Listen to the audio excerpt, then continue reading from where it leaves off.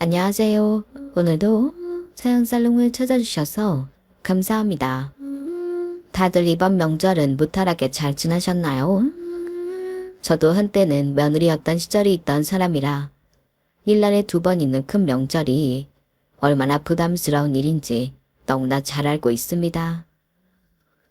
저는 거기에 설상가상으로 시댁 식구들은 많은데 며느리는 저 하나였어요. 아니, 아들은 그렇게 귀하다고 하면서 그런 귀한 아들과 사는 며느리는 왜 귀한 대접을 받지 못하는 걸까요? 결혼 생활이 길지 않았기 망정이지. 소위 말하는 검은 머리 팥뿌리가 될 때까지 살았다면 전엔 그게 제일 불만이었을 거예요.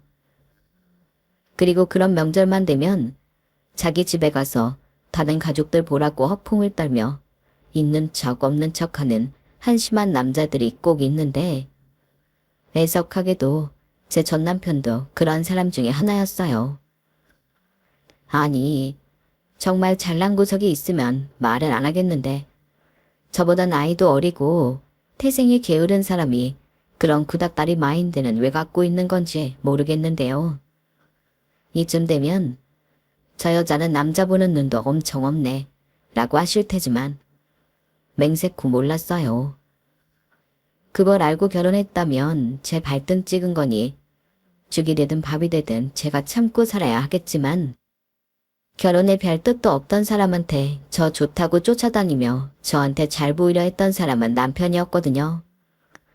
게다가 저는 결혼이 늦은 만큼 결혼보다는 일이 좋았던 사람이었는데 참고로 제 직업은 대기업 개발연구원이에요.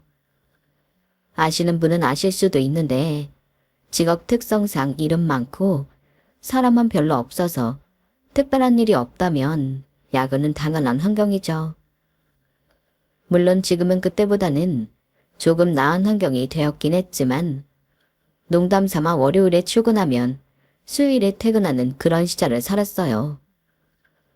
아마도 일 욕심이 많고 하루라도 빨리 높은 위치로 가고 싶었던 제 마음도 한몫했을 텐데 그러니 연애는커녕 친구 만나는 일도 저에겐 힘들었네요. 그렇게 일에 치이며 30을 넘겼고 친구들은 하나둘 시집 장가를 갔어요. 그리고 저는 35을 넘겼는데 그때쯤 되니 저희 집에서도 제 결혼은 포기한 듯 보이더군요. 사실 어린 시절 부모님이 이혼한 후 저한테 크게 관심 있는 가족은 없었거든요. 그래서 저 하고 싶은 대로 하고 잔 편이었는데 그때는 저 역시 제 인생에 결혼은 없는 줄 알았어요. 하지만 인생은 저를 유부녀의 길로 안내했고 그 시작은 생뚱맞았는데요. 어느 날 갑자기 친구로부터 엉뚱한 소개팅 이야기를 듣게 되었어요. 친구 말로는 남자가 집안 돈도 많고 능력도 좋은데 사람은 더 괜찮다며 이런 남자는 빨리 잡는 게 임자라고 무조건 소개팅을 해야 한다고 호들갑을 떨더라고요. 어찌나 난리인지 친구의 반응에 만나기도 전에 질려버린 저는 그렇게 아까운 남자면 너나 하라고 거절했는데요. 야, 나 작년에 결혼한 거 잊었냐?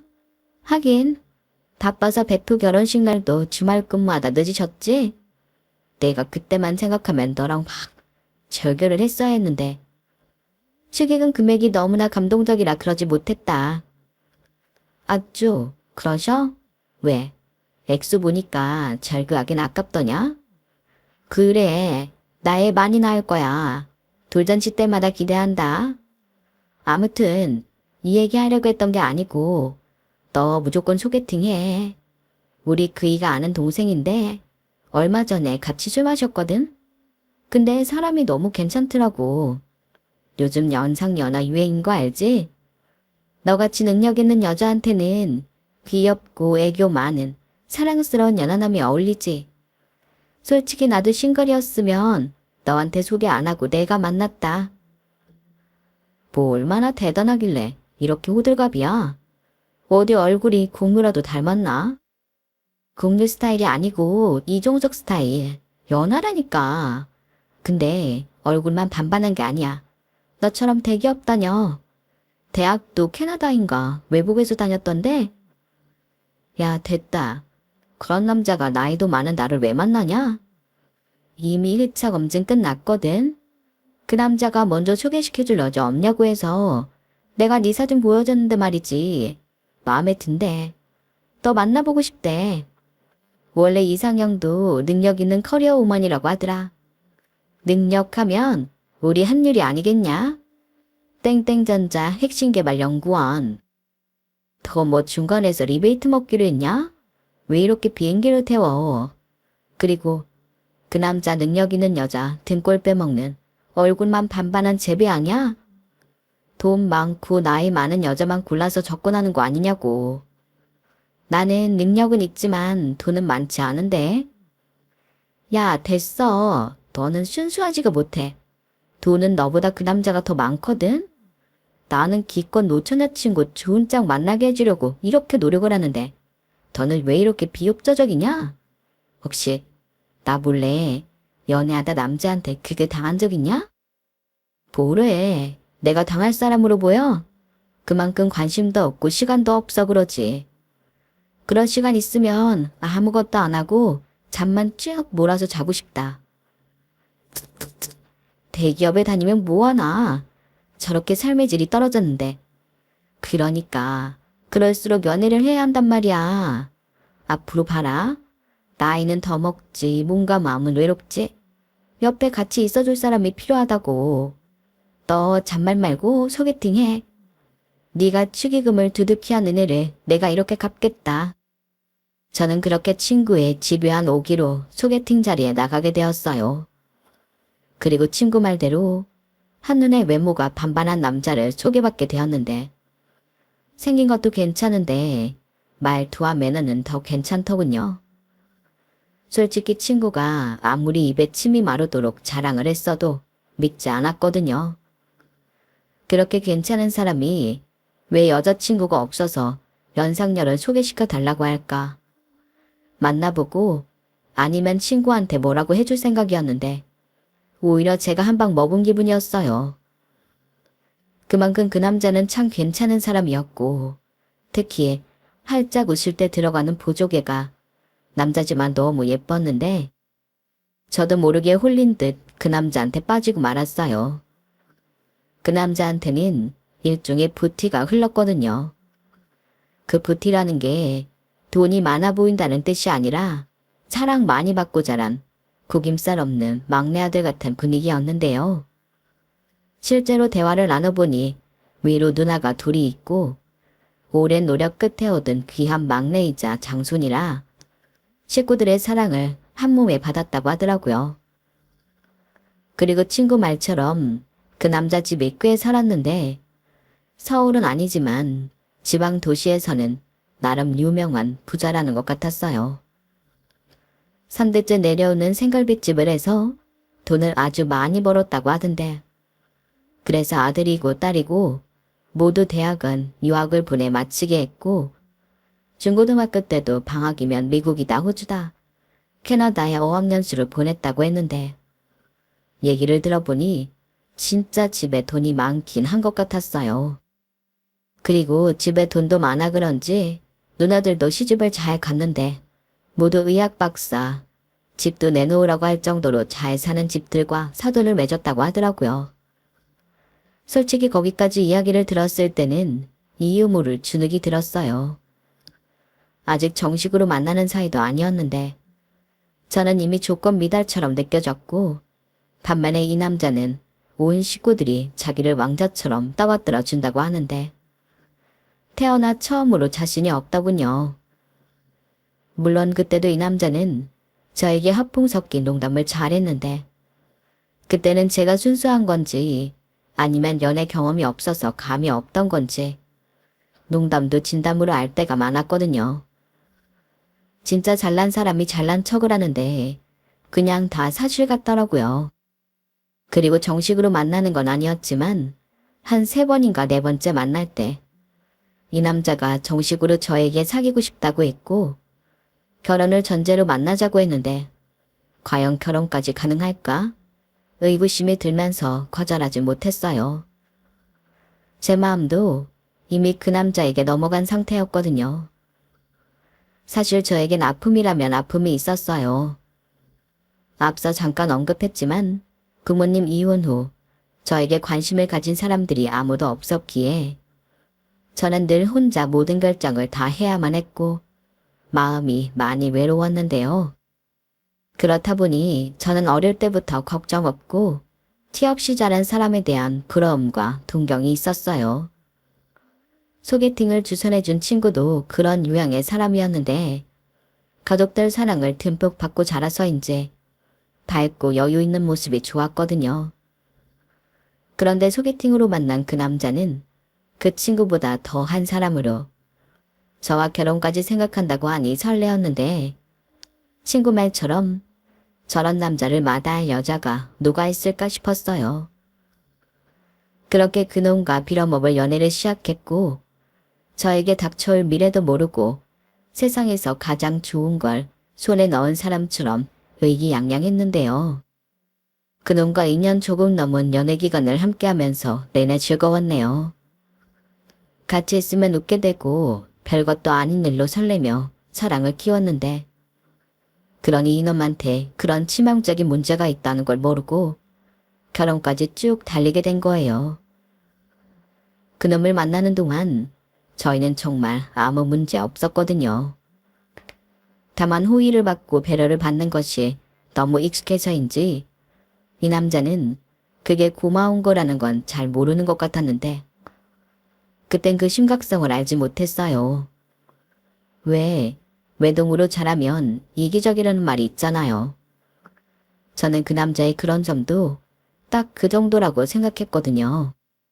그리고 연애하는 동안에는 서로 잘 보이고 잘해주려 노력했으니 더더욱 단점이나 문제점은 모르고 결혼 약속을 하게 되었는데 저희 집에서는 저한테 관심도 없고 포기했던 결혼이라 반대할 이유가 없어 아주 손쉽게 허락을 받을 수 있었어요.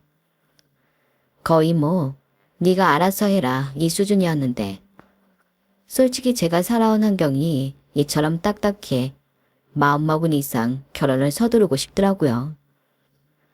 그리고 이윽고 걱정이 많았던 시댁에 인사를 갔을 때는 혹여나 이혼 가정에서 자랐고 나이 많은 여자라 안 된다고 할까 겁이 나긴 했는데 다행히 그런 건 없더라고요. 예비 신랑이 된 그 남자 말대로라면 이미 제 얘기를 가족들에게 전부했고 무조건 저랑 결혼할 거라 반대해도 소용없다고 손을 써놨다고 했는데 그래서인지 제가 긴장을 잔뜩 하고 그 집에 방문했음에도 식구들이 새 식구 될 사람이 왔다며 저를 열렬히 반겨주는 분위기였어요. 거기에 가족 구성원 중에 여자들이 많아 그런지 집안 분위기도 밝고 좋았는데 뭔가 나도 여기에 소속되었다는 이상한 만족감에 예비 시댁에 갈 때마다 즐거웠어요. 하지만 그것도 어디까지나 예비 시댁이었을 때나 해당되는 말이었는데 그 예비라는 단어가 빠지니 시댁은 시댁이더군요. 며느리는 절대 그 소속이 될 수 없다는 걸 결혼 생활 내내 느꼈거든요. 하지만 그런 제 미래도 모르고 저는 좋다고 결혼 준비에 들어갔고 신혼집은 차가 없는 제 편의를 봐준다며 남편과 시댁에서 제가 다니는 회사 통근버스 정류장 근처에 매매할 수 있도록 배려해줬는데 매매할 때 필요한 계약금을 시댁에서 모두 지원해 주셨어요. 물론 전부를 해줬다면 너무 감사했겠지만 그러면 제가 너무 기울어진 결혼을 하는 것 같아 2억의 대출금을 끼고 작은 9억 아파트를 매매했는데요. 이후 대출금은 남편과 제가 노력해 갚기로 했죠. 우선 거기까지는 아무 문제가 없었어요. 하지만 문제는 결혼식장이었고 저희 가족은 서울, 시댁 가족들은 지방에 있다 보니 한쪽은 꽤 먼 거리를 이용해야만 했는데 저는 당연히 서울에서 결혼하게 될 줄 알았죠. 하지만 그건 어디까지나 저와 저희 가족들의 생각이었고 시어머니는 무조건 결혼식은 시댁이 있는 지방에서 해야 한다고 하셨는데요. 여기도 지방이긴 하지만 고속도로만 타면 2시간이면 오잖아. 서울에서 하나 여기서 하나 뭐가 다르니? 내가 우리 가게에서 손님들 접대도 좀 하고 그러라고 하니까 네가 맞춰라.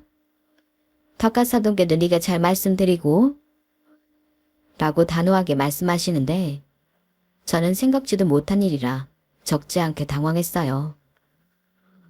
저는 태어나 서울을 단 한 번도 벗어난 적이 없었고 친척들은 몰라도 친구들이나 회사 동료들에게 제 결혼식 하나 때문에 차 끌고 고속도로 타라고 하기가 참 민망하더라고요.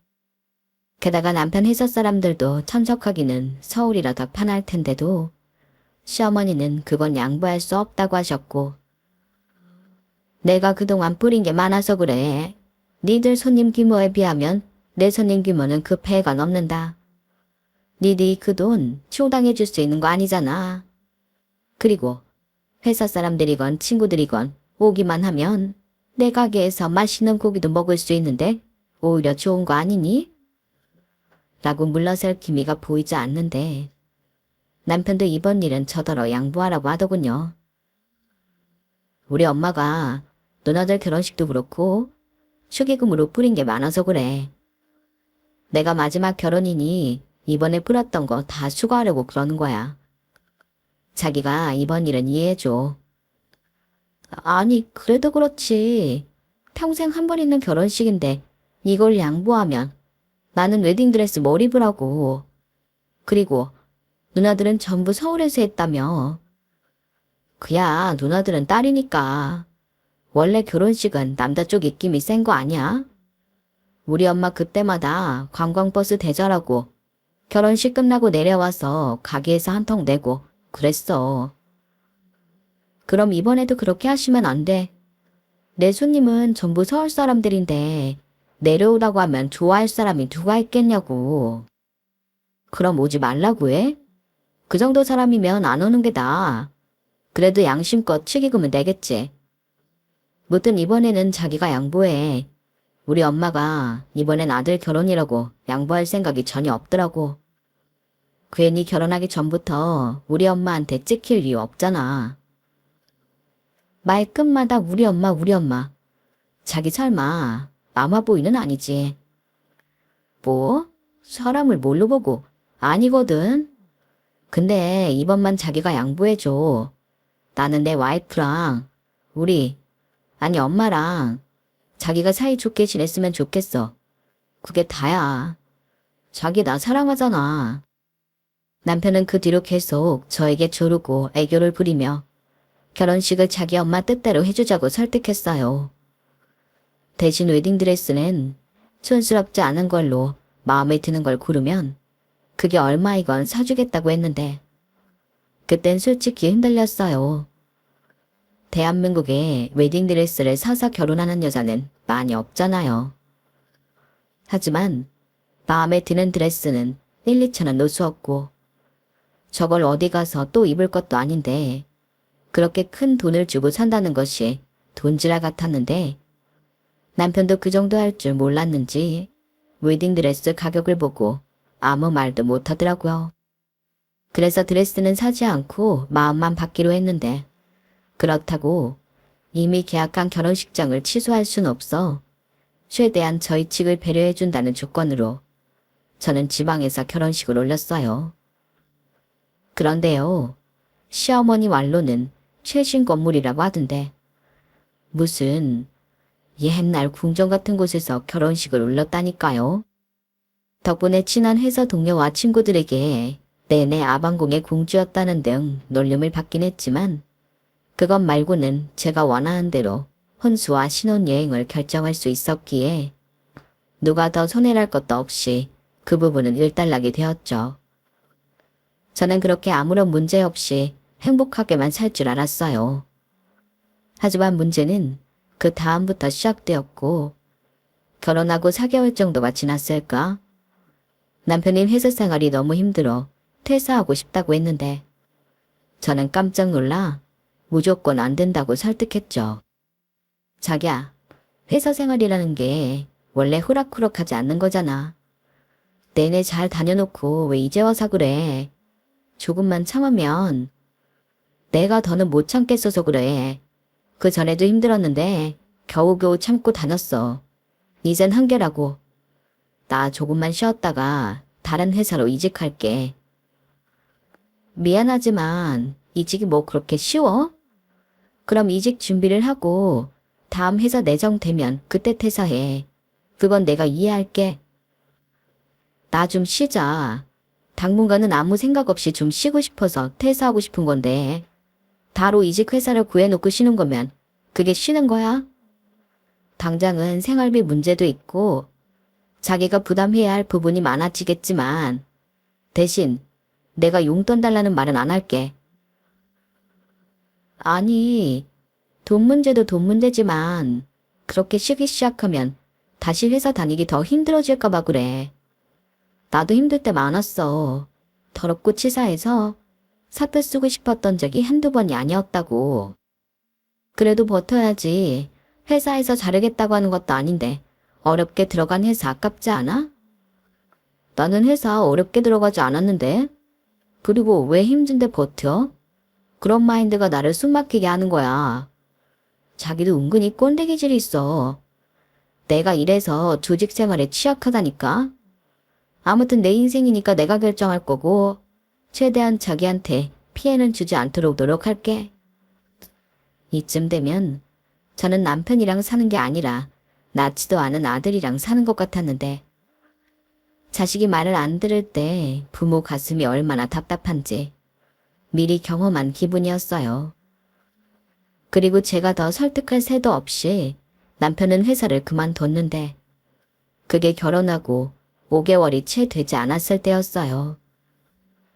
그 후 생활비는 온전히 제 몫이었고 뭐 애도 아직 없고 두 식구 먹고 살 정도는 제 벌이로 큰 부담은 아니었는데 그래도 이게 은근히 기분이 별로였죠. 아무리 결혼을 했다고 하지만 제가 다 큰 성인 남자를 부양해야 할 의무는 없잖아요. 하지만 남도 아니고 남편이 정신적으로 그렇게 힘들다고 하니 울며 겨자 먹기 식으로 남편의 뜻을 존중할 수밖에 없었는데 제 주변에서도 이런 사실을 알고 저한테 위로의 말을 전하곤 했어요. 괜히 남편 우울증 와서 힘든 것보다 그게 더 나아. 자기 신랑 아직 어리고 능력 있잖아. 좀 쉬다 보면 금방 재취업하겠지. 그 정도 스펙이면 어디든 못 가겠어? 라고 하는데 그래도 저게 말뿐이긴 하지만 저에겐 위안이 되더라고요. 그리고 이미 엎어진 물, 저도 그렇게 생각하고 싶었는데요. 여기서 문제가 끝이 아니라는 거였어요. 시댁에서 남편이 회사를 그만둔 사실을 알고 그달부터 남편 용돈으로 200만 원씩 입금을 해주고 있었다는 사실을 나중에 알았거든요. 그러니까 남편은 퇴직금에 매달 200만 원씩 돈이 들어오고 있었는데 그러니 몇 달이 지나도 이 남자가 재취업할 생각이 없어 보였죠. 솔직히 저라도 그럴 것 같았어요. 그런데 저한테 피해주지 않겠다는 남편은 그 후로 6개월이 지나도록 생활비 한 번을 주지 않았고 그럼 집에서 받는 용돈에서라도 생활비를 달라고 했더니 남편이 발끈하며 이렇게 말했어요. 뭐? 지금 백수한테 생활비를 내놓으라는 거야? 자기 진짜 너무한다. 백수라도 매달 어머니한테 용돈 받잖아. 아무리 생각해도 자기가 그 용돈 때문에 구직 활동을 더 안 하는 것 같아. 집 대출금, 공과금, 식비까지. 지금까지 나 혼자 부담하고 있는 거 알지? 내가 왜 취직할 생각도 없는 자기를 위해 그 많은 돈을 혼자 부담해야 해? 그렇게 말하니까 좀 서운하네. 막말로 이 집은 우리 집에서 계약금해줘서 구한 거고 나도 결혼하고 4개월 정도는 자기한테 월급 통장 맡겨서 같이 부담했잖아. 그래, 그땐 그랬었지. 근데 지금은 직장이었던 시간보다 실직자로 지낸 시간이 더 길고 나는 회사 나가지만 자기는 내내 집에서 게임하고 놀잖아. 이 집에서 가장 오래 가장 많이 먹고 쓰는 사람은 자기인데 자기도 뭔가 내놓을 수 있으면 내놔야지. 그렇다고 집에서 나 쓰라고 주는 용돈을 달라고? 벼룩의 간을 빼먹어라. 이건 말 그대로 용돈이야. 우리 엄마가 나 기죽지 말라고 주는 용돈. 무슨 와이프가 시어머니가 주는 쌈짓돈까지 탐을 내냐? 뭐? 그럼 언제까지 이렇게 살 건데? 구체적인 날짜라도 얘기를 해. 그래야 나도 뭐라도 기대할 수 있잖아. 아니, 퇴직금 받은 거라도 나한테 맡기든가. 싫어. 그건 내 비상금인데 왜 자기한테 맡기냐? 자기도 가만 보면 내 돈줄을 전부 틀어지려고 하는 경향이 있어. 그건 옳지 않아. 이건 내가 싫어도 참고 회사 다닌 보상금이라고. 그리고 이미 반절은 쓰고 없어. 뭐? 퇴직금을 벌써 건드렸다고. 솔직히 얼마 되지도 않았고 카드 쓴 게 있어서 카드값 메꿔해서 어쩔 수 없었어. 지금도 이 난리인데 내가 자기한테 카드값 내달라고 했어 봐. 그럼 자기가 가만히 있었을까? 나도 최대한 자기 배려하는 거야. 그리고 내가 왜 집에만 있겠어. 나가면 다 돈이니까. 자기 눈에는 내가 생각도 없이 먹고 노는 걸로 보이겠지만 나 사실은 엄청 고민하고 또 노력하고 있다. 그래서 나더러 지금 고마워하라는 말이야? 그건 아니지만 쪼지 말라고. 다 때가 되면 노는 것도 지겨워지고 일하고 싶어지겠지. 내가 또 하겠다고 마음 먹으면 하는 사람이라 취직은 문제 없다니까. 남편은 어디서 나오는 자신감인지 백수 주제에 매사가 자신만만했어요. 그리고 시댁 행사가 있어 시댁에 나가려면 시어머니도 저에게 남편 일 안 한다고 뭐라고 하지 말라며 당부하셨는데요. 저런 엄마가 있으니 그 아들이 오죽할까 싶었어요. 남편 기죽이지 말아라. 내가 너 생각해서 우리 아들한테 용돈 보내주고 있는 거야. 걔는 어릴 때부터 지 마음이 가야 움직이는 애였어. 그래도 결국엔 다 알아서 하니까 옆에서 바가지 긁지 말어. 나는 네가 내 귀한 아들 긁는 꼴은 못 본다. 시어머니는 정확히 저렇게 말씀하시면서 아들한테 용돈 주는 이유는 저 때문이라고 하셨어요. 하지만 제 입장은 그 용돈 때문에 남편이 더 일을 하지 않는 것 같았고 정말로 그런 마음이셨다면 그 돈을 애당초 저한테 주셨어야 하지 않나 생각했는데 그 말까지는 하고 싶지 않았어요. 제가 시어머니 돈까지 탐을 내는 것 같아 싫었거든요. 그리고 어디까지나 저는 돈도 돈이지만 나이도 어린 남편이 일도 하지 않고 놀고 있다는 게 저에겐 더 스트레스였는데 그걸 아무리 얘기해도 남편은 들어먹을 생각도 하지 않았어요. 그러다 진짜 가지가지 한다고 남편이 나중엔 사업을 하겠다며 더 엇나가기 시작했는데 남편이 하는 일이 모두 철없는 애가 헛소리하는 것처럼 들리더군요. 하지만 그때까지도 남편과 헤어지고 싶은 마음은 1도 없었어요. 솔직히 그 부분만 아니면 남편과는 아무 문제가 없었거든요. 남편은 여전히 자상했고 또 유머러스하며 같이 있으면 즐거웠는데 내가 정말 때 묻은 꼰대고 속물이라 그런 건지 남편이 그만 놀고 취직을 했으면 좋겠다고 생각했어요. 하지만 아들 다루듯 구슬리면서 남편 마음을 돌리는 시간이 많이 걸렸는데 그렇게 6개월이 지나 1년을 채우더군요. 그때 명절을 2번 겪었는데 당신 아들이 백수에 놀고 먹는 걸 아시면서도 그 집에선 귀한 어화동동 막내 아들이었어요. 그래 반면 저는 무수리 같은 며느리였는데 시어머니가 명절 전날까지 장사를 하셨기 때문에 모든 일이 제 차지가 되었죠. 아니 며느리 없을 때는 어떻게 했던 건지 정말 도와주는 이가 하나도 없었어요. 그런데 시어머니는 올해는 너도 있고 우리도 제대로 명절 음식 차용만 해서 차례상 올리자. 조상님들 대견해 하실 거야. 라며 장만 한가득 봐서 음식 리스트만 뽑아 보내셨어요. 나이도 그만큼 먹었으면 이 정도는 할 수 있지? 뭐 할 줄 몰라도 요즘은 인터넷 찾으면 다 나오잖아. 우리 똑똑한 며느리는 잘 할 거라 믿고 나는 장사 갔다 온다. 수고해라. 이런 식으로 온전히 명절 음식을 저에게 모두 맡기셨는데 저는 혼자 죽을 수 없어 남편이랑 같이 하려고 했죠. 그런데 한 번은 뭣도 모르고 저랑 음식을 했던 남편은 다음 명절엔 고향 친구들이랑 약속이 있다며 일찍이 내뺐고 정말 분노에 차서 음식을 만들었는데 나중에 신우들이 와서는 음식이 싱겁다, 모양이 안 예쁘다 말이 많더군요. 그것도 꼴보기가 싫고 그 입으로 제가 만든 음식 들어가는 것도 짜증났는데 남편은 지가 백수라는 게 쪽팔린 건지 아니면 뭐라도 자랑을 하고 싶었던 건지 없는 얘기를 하며 거품을 떨었는데 그 모습은 과히 충격적이었어요. 남편 말만 들으면 남편은 놀기만 하는 게 아니고 계획이 다 있고 저는 그것도 이해 못하고 속도 좁아서 나의 어린 남편에게 잔소리를 하지만 자기가 워낙에 논리적이라 제가 깨갱하고 사는 줄 알겠더라고요. 그렇게 뻔뻔하게 자기 식구들에게 뻥을 날린 남편은 나중에 집에 오는 길에 자기가 한 말이 민망은 했는지 저에게 아니 우리 가족들이 걱정할까봐 안심시키느라 내가 좀 오바했지. 근데 전부 거짓말은 아니야. 나 진짜 계획 있잖아.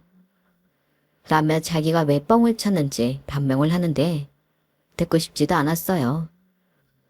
그렇게 두 번의 명절을 지내니 아, 이래서 며느리들이 명절 따위 없어졌으면 좋겠다고 하는 거구나. 그 마음을 100번, 1000번 이해할 수 있었는데 남편이란 사람은 명절이면 자기 집에 가서 왕자 대접 받을 생각만 하더군요. 그리고 시아버님은 결혼 전부터 느낀 건데 별로 존재감이 없었는데 큰 신우 말에 의하면 시어머니가 지금의 가게를 물려받기 전까지는 그 기세가 무서웠다고 하더라고요. 하지만 시어머니가 본격적으로 가게 주인이 되고 식당이 그 전보다 훨씬 더 잘 되고 나서부터는 입김으로는 시어머니를 이길 수 없게 되었는데 그 후로는 모든 결정권과 키를 시어머니가 쥐고 흔들었다고 했어요. 그러니 제 입장에선 제 편도 아니었고 저는 철저히 혼자 외롭게 명절 연휴를 보냈는데 제가 이상한 건지 명절이라고 친정에 가고 싶은 마음도 없었어요. 전만 빼면 단란하기 그지없던 시댁 분위기와 상반되게 저희 친정은 명절 분위기라고는 찾아볼 수 없었거든요. 그건 제가 어릴 때부터 쭉 그랬어요. 그래서 그냥 저희 집에 가서 저녁만 같이 먹고 집에 와서 쉬곤 했는데 남편이 쉬고 있는 저에게 그러더군요.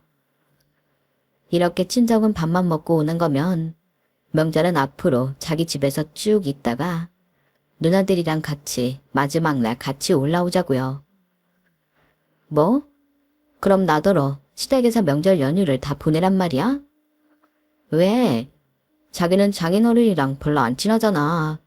그리고 다들 왔는데 우리만 먼저 나오는 것도 좀 아쉽고.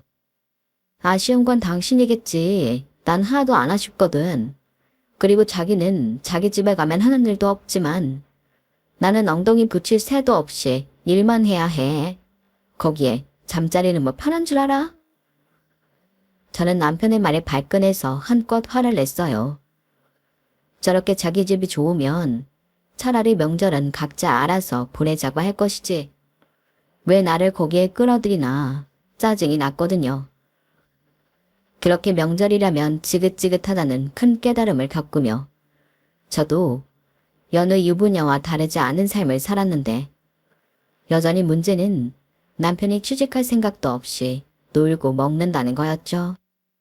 그리고 제가 바쁘고 힘들어 집에 와서도 일을 하는 날이 많았는데 옆에서 측은하게 보지 못할 망정 남편은 제가 일하는 유세를 떤다고 생각했어요. 그 말을 들었을 때는 내가 지금 무슨 말을 들었나 아니 벙벙 하더라고요. 지금 뭐라고 했어? 유세? 일하는 걸 왜 유세를 떨어? 아니 회사에서도 할 수 있는 일을 뭐하러 집에까지 와서 하는 건데.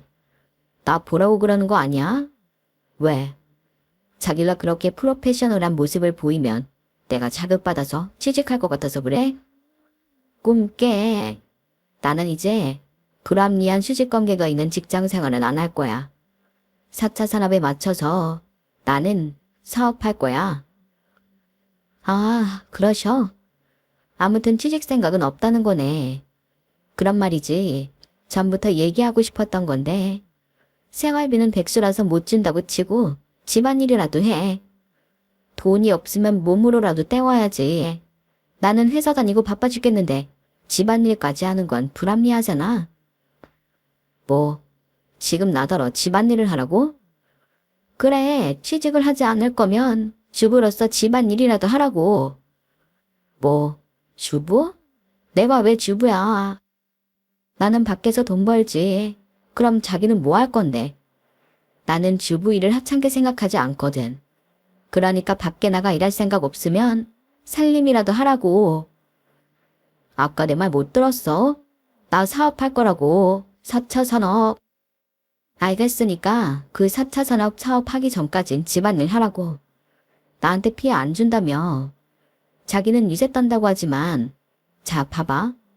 나는 집에 와서까지도 쉬지 못하고 일하는데 집안일까지 어떻게 해? 적어도 내가 마음 편하게 일할 수 있도록 배려 부탁해. 아니지. 나는 집안일 따윈 할 줄도 모르고 하고 싶지도 않아. 내가 왜 그런 하찮은 일을 해야 해? 그냥 지금처럼 해. 내가 자기한테 집안일 가지고 뭐라고 하지 않잖아. 하찮다고? 나는 집안일 하찮다 생각하지 않는데 자기는 그렇구나. 그래서 집안일도 안 하고 아무것도 안 하는 거구나. 어릴 때 일하지 않은 자 먹지도 마라. 이런 말 못 들었나 봐? 못 들었어. 지금 시대가 어떤 시대인데 그런 말을 해? 그런 말 하니까 자기 엄청 늑다리 같다. 그리고 난 일하지 않아도 돈은 따박따박 들어와. 용돈. 저는 남편의 깐족거림에 두 주먹을 불끈 쥐었어요. 결혼 전에는 해맑아서 좋았는데 결혼하고 난 뒤로는 그 해맑음이 사람 염장을 지르더라고요. 그리고 무슨 열등감의 시작인지 제가 바빠서 밥도 잘 못 먹고 아파도 병원에 갈 시간이 없어 끙끙 앓고 있으면 걱정은커녕 왜 그렇게 미련하게 사냐며 난데없이 저희 집에 대한 얘기를 함부로 하기 시작했는데요. 이게 다 어릴 때 어떤 가정 환경에서 자랐는지가 다 티가 나는 거야. 우리 집에서는 아프면 학교든 뭐든 쉬라고 했어. 무슨 부귀영화를 누리겠다고 몸 망가뜨리면서 일을 하냐? 내가 가끔 생각해보면 그게 나랑 자기의 차이인 것 같아. 난 힘들고 괴로운 환경에 나를 두지 않는데 자기는 스스로한테 잔인할 정도로 가혹해. 그게 무슨 소리야? 자기 말대로면 내가 가정 환경이 불우해서 이렇게 악착같이 산다는 거야 뭐야. 우와 대박. 자기가 머리가 좋긴 하구나. 말귀를 제대로 알아듣네. 야, 너 말 다 했어? 난 네가 그렇게 생각하는 것처럼 불우하게 살지 않았거든. 에이, 내가 다 봤는데 거짓말은. 그리고 서방한테 야가 뭐냐? 이것 봐. 다로 우욱하고 발끈하는 것도 다 가정환경 영향이 있는 거야. 더 정말 내 손이 뒤지고 싶냐? 저는 남편의 말에 정색하며 화를 냈어요. 어쩌면 그게 완전하게 틀린 말이 아닐 수도 있는데 그런 말을 함부로 하니 참을 수가 없겠더라고요. 그래서 그날은 여보 당신이 아닌 누나 동생으로 제대로 한판 붙었는데 남편은 처음부터 끝까지 제가 부모 사랑을 받지 못해서 분노 조절도 못한다는 등 선을 넘어도 한참 넘었어요. 그래서 그 일로 저는 빈정이 심하게 상해버렸고 남편을 지나가는 똥개 보듯 무시했는데 저는 어차피 바쁜 사람이라 남편을 신경 쓰는 게 일이지 무시하는 건 일도 아니었어요. 하지만 제가 대기업을 다니면서 일하는 것에 열등감이 있었던 남편은 제가 자기를 무시한다는 것을 참지 못했고 제가 겨우 지친 몸을 침대에 누이고 잠이 들었을 때 술에 취해서는 저를 깨웠어요. 그리고 한다는 소리가 뭐였는 줄 아세요? 야, 너 대기업 다닌다고 유세 떠냐? 우리 집이 너네 집보다 훨씬 잘 살고 우리 매형이 의사고 교수야. 씨뿔 잘난 것도 없는 게 사람을 무시하고 지랄이야. 야, 너 서방님한테 똑바로 안 해? 죽을라고. 남자는 하늘, 여자는 땅이야. 너, 내가 사업해서 너보다 돈 더 많이 벌면 그땐 어쩌려고 그러냐? 지랄하고 자빠졌네. 야, 할 일 없으면 발이나 닦고 잠이나 자. 왜 힘들게 일하고 온 사람 잠도 못 자게 건드리는데. 이것 봐. 또 일한다고 유세 떨지. 너는 내가 만만하냐? 그래. 너 같으면 백수가 무섭겠냐. 그리고 유세 떠냐고 그만 얘기할래? 하늘이고 땅 좋아하네. 넌 그냥 노는 게 좋은 뽀로로야, 이 펭귄 새끼야. 그리고 네 매형이 의사고 교수면 뭐? 그게 너랑 무슨 상관인데. 네가 의사고 교수야? 생각한 것도 꼭 7세 수준이네. 너 유학 가서도 공부 안 하고 놀기만 했지. 아니, 애당초 여기서 대학 못 갈 것 같으니까 돈 주고 학교 들어간 거 아니야.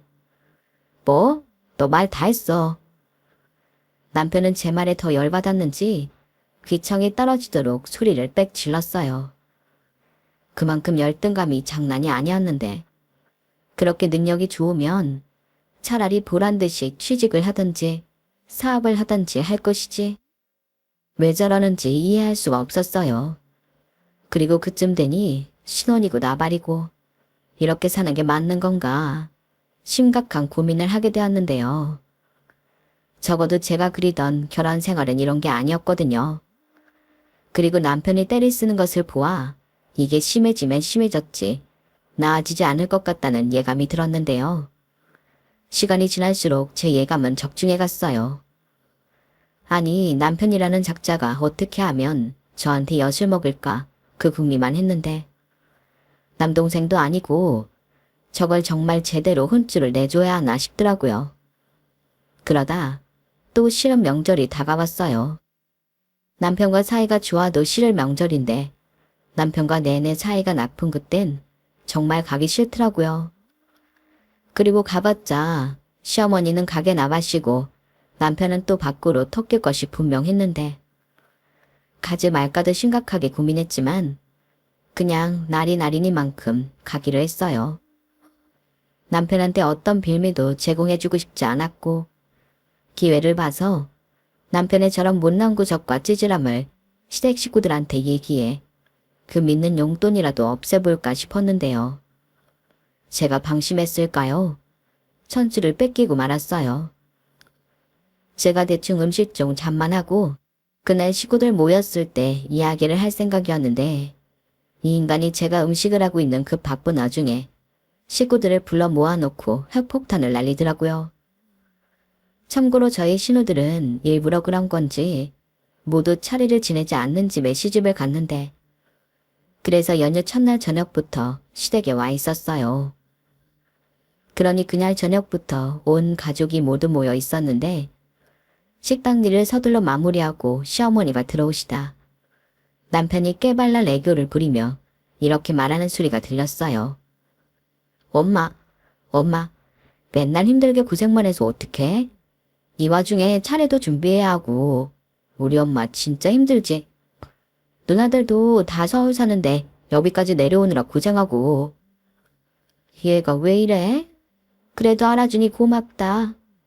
역시 나밖에 없지.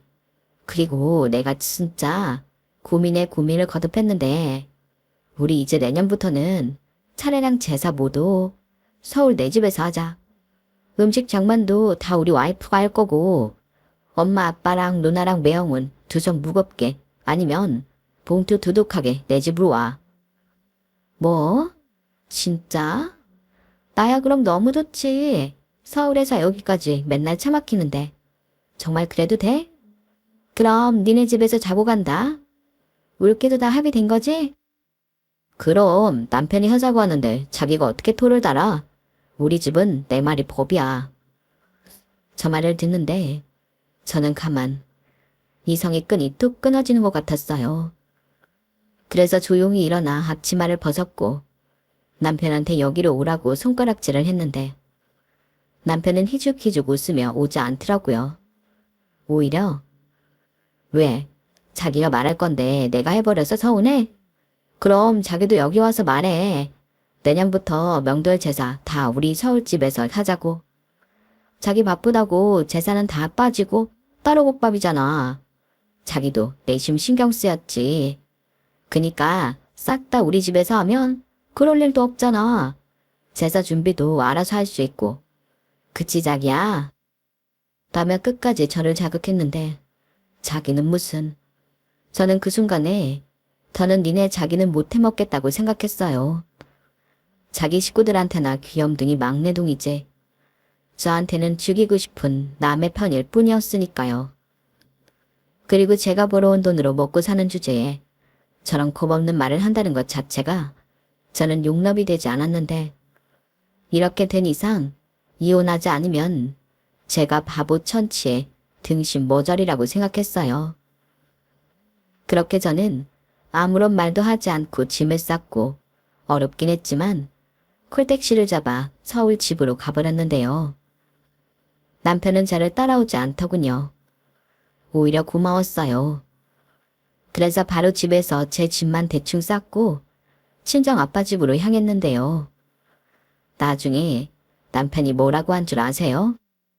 나는 자기가 장인어른이랑 사이가 안 좋으니까 친정에 갔을 거라고 생각도 못했는데 라고 하는데 저걸 죽여 살려. 속으로 수없이 생각했어요. 하지만 이혼 도장 찍으면 어차피 남이 될 거 무시하면 그만이라고 속으로 돌을 닦았고 말빨이라면 지지 않는다고 생각하기에 똑같이 받아쳐줬어요. 그래? 근데 어쩌지? 네가 생각하는 것보다 나 우리 아빠랑 사이 되게 좋아. 그리고 더는 너같이 덜 큰 애랑은 못 살겠다. 우리 이혼하자. 뭐? 이혼? 지금 나랑 이혼을 하겠다고? 왜? 설마 내가 제사랑 철에 우리 집에서 하겠다고 했다고 보이콧 뭐 그런 거 하는 거야? 보이콧이 아니라 이혼이라고. 너 아까 잘도 말하더라. 제사와 명절 내 집에서 하겠다고. 그러니 네 집에서 실컷 해. 진짜 쫌스럽다. 아니 여자가 시집을 왔으면 그 집 제사 지내는 건 당연한 일이지 뭘 그래. 난 자기 편의를 봐준 거야. 그래? 그럼 봐주는 김에 남은 내 인생의 편의도 좀 봐줘.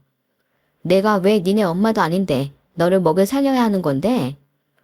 뭐야? 아직도 그 얘기야? 너는 지겹지도 않냐? 너 같은 소리 하네. 내가 너보다 3살이나 많아. 어디서 누나한테 너래? 너 같은 덜 자란 애는 평생 결혼하지 말고 니네 엄마 용돈이나 받고 엄마 하고 살아. 괜히 엄만 남의 집 딸 데려다 고생시키지 말고. 너 누나 말 무슨 뜻인지 아니? 넌 누나가 둘이나 있는데 이런 거 가르쳐주는 누나는 없었어. 남편은 제 말이 딱 지 수준에 맞게 전달이 되었는지 전에 없이 불같이 화를 냈어요. 그리고 친정으로 쳐들어왔는데 그땐 이미 저도 친정 아빠한테 이혼하겠다고 말씀을 드린 후였고 그 이혼의 이유도 설명을 드렸는데 원래 무뚝뚝한 성격이라 그때는 뭐라고 말이 없으셨어요.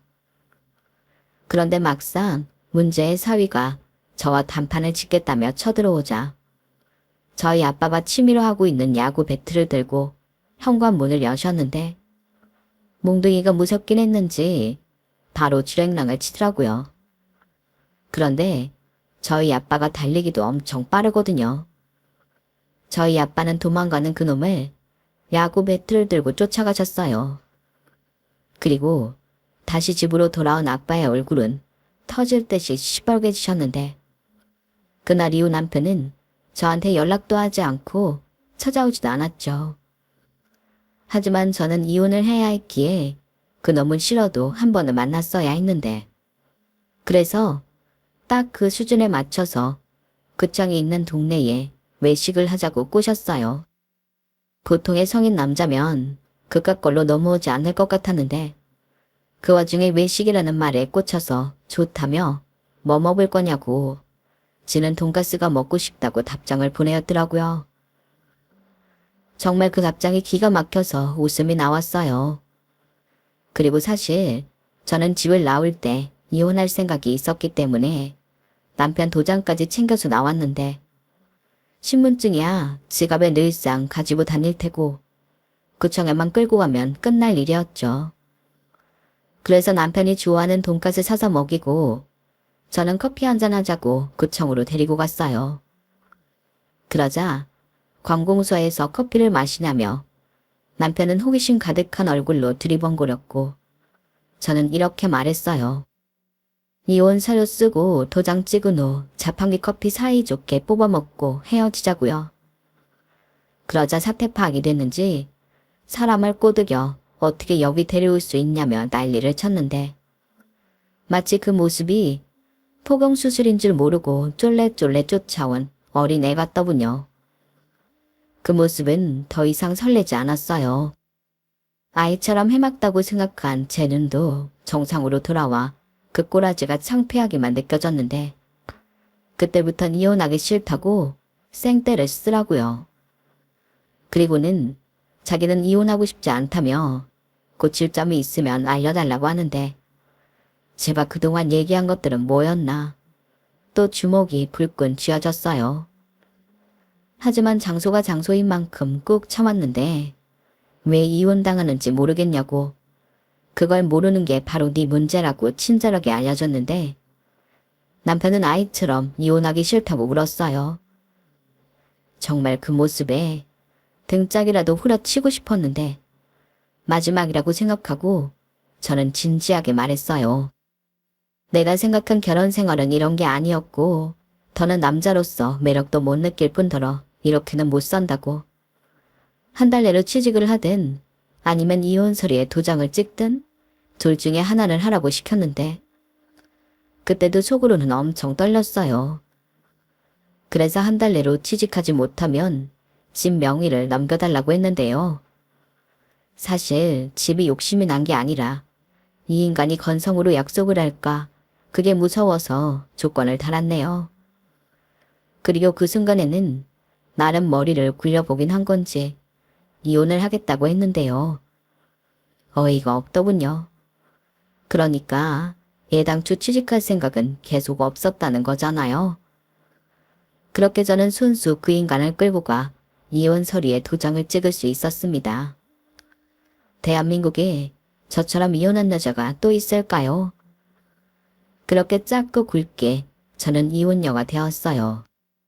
그리고 소개팅을 주선한 친구를 불러내 가장 먼저 이혼 사실을 알렸는데요.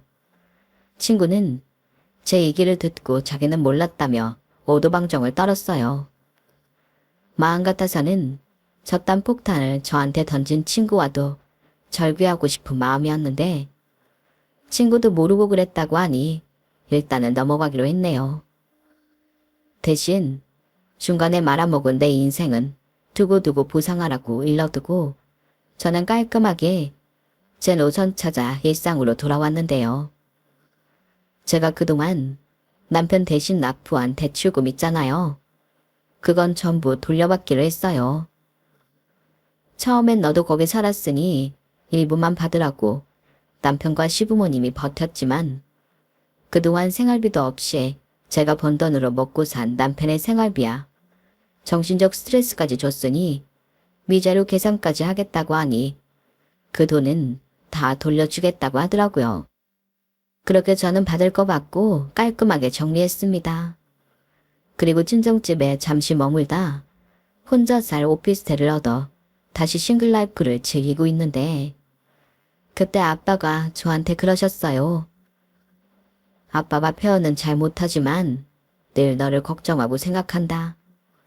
힘들면 언제든지 의지하고 도움 필요하면 언제든 얘기해.